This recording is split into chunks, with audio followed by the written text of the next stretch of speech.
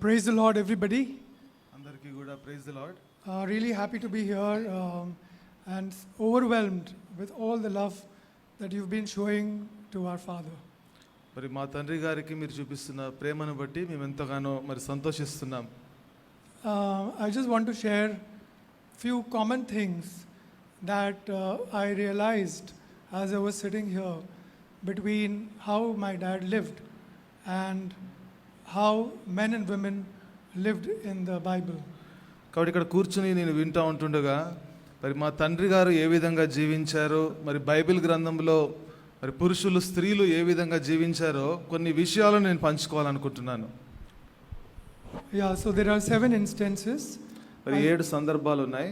I'll start with first one, which is we all know that he loved music and singing, and I felt like he was like David.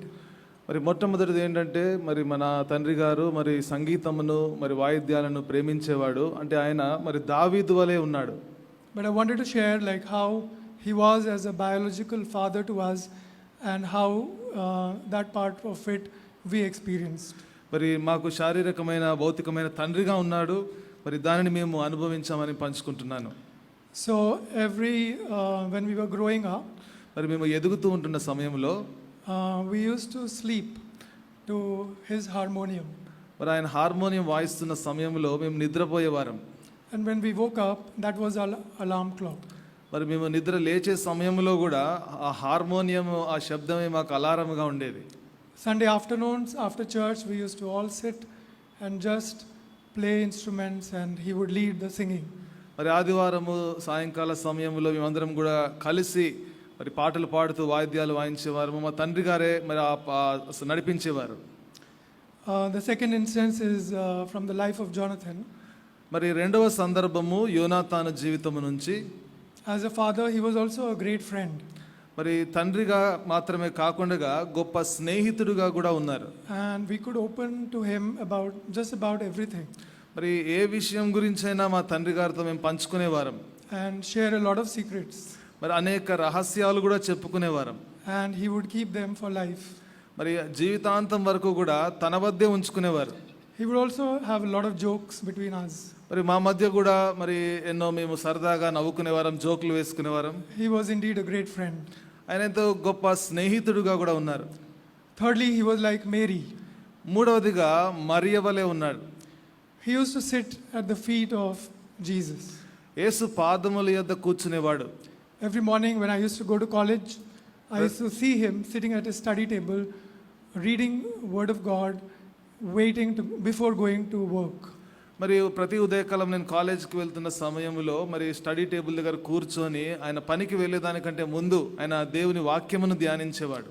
He was all ready. He had breakfast and he was just meditating on God's word with the Bible, and we'll just say bye dad, and he would pray and send us.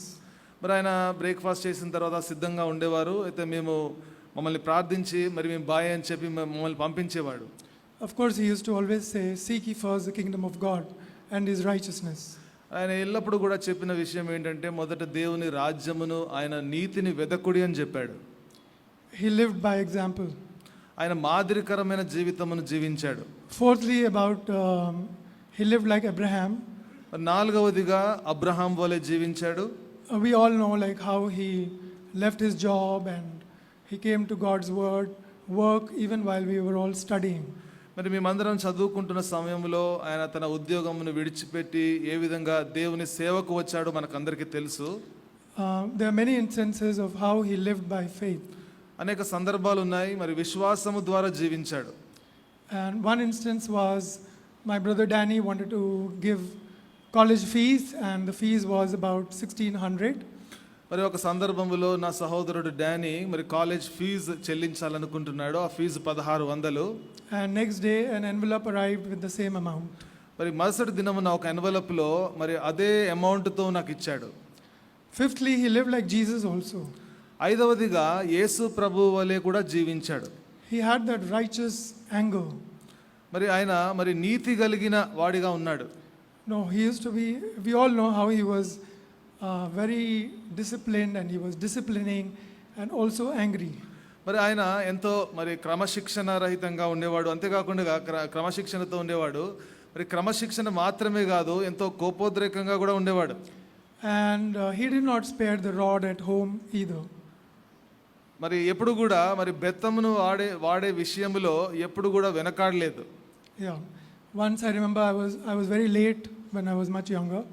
నేను చిన్నతనంలో ఎంతో ఆలస్యంగా వచ్చాను. So he said, either you get better or leave the house. ఆయన ఏమన్నాడంటే, నువ్వు ఉంటే సరిగ్గా ఉండు, లేకపోతే ఇంట్లో నుంచి వెళ్ళిపో అన్నాడు. Fifthly, he was like Peter's mother-in-law. మరి ఐదవదిగా పేతురు యొక్క అత్తగారి వరే ఉన్నాడు. He loved to serve at home. మరి ఇంట్లో కూడా ఆయన సేవ చేయడానికి ఇష్టపడేవాడు. Very recently, he cooked delicious mutton for all of us. మరి ఈ మధ్య కాలంలోనే ఎంతో రుచికరమైన మరి మటన్ మాకు వండి పెట్టాడు. He makes best mutton in the house. మరి మా ఇంట్లో ఎంతో శ్రేష్టమైన మరి మటన్ కూర వండాడు. I know you all served with him a lot of love and food, but we tasted his great food. మాకు తెలుసు మీరందరూ కూడా ఆయనకు ఎంతో సేవ చేశారు, ఎంతో మంచి వంటకాలు వండి పెట్టారు. అయితే మా ఇంట్లో ఆయన ఎంతో మంచి మరి వంటలు వండి మాకు పెట్టాడు. Whenever there was a holiday, he used to make, when we were children, he used to make payasam. మరి మేము చిన్నతనంలో మరి సెలవుల దినాల్లో ఆయన మాకు పాయసం వండి పెట్టేవారు. And lastly, he was like Paul and Barnabas. మరి చివరిగా ఆయన పౌలు బర్నబాలు వలె ఉన్నాడు. We have a WhatsApp group as a family. మాకు కుటుంబంగా ఒక వాట్సాప్ గ్రూప్ ఉంది. And whenever he was touring, he will obviously share his schedule with us in the group. మరి ఎప్పుడైనా ఈ సేవ ప్రయాణము వెళ్తూ ఉన్న సమయంలో మా గ్రూప్లో ఆ వివరాలన్నీ పంచుకునేవారు.